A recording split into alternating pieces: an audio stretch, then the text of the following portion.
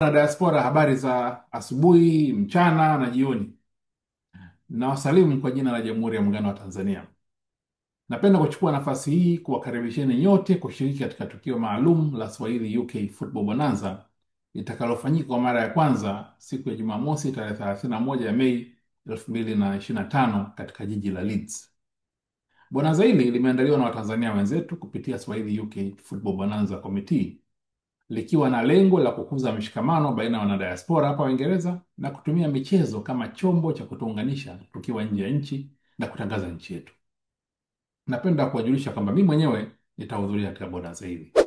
Hii ni fursa ya kipekee ya kuungana kama familia ya Watanzania na kushiriki burudani, michezo na maonyesho yatakayowakilisha utajiri wa Tanzania katika nyanja mbalimbali.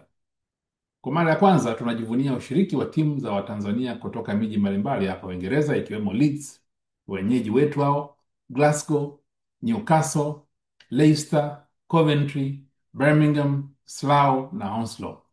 Kupitia bonanza hili, vijana wetu wataweza kuonyesha vipaji vyao, kubadilishana mawazo na kujifunza masuala mbalimbali. Naomba niwahimize Watanzania wote, vijana kwa wazazi, tujitokeze kwa wingi siku ya kesho. Ushiriki wetu ni muhimu sana kwa mafanikio ya tukio hili na kwa kuendeleza taswira chanya ya Tanzania nje ya nchi.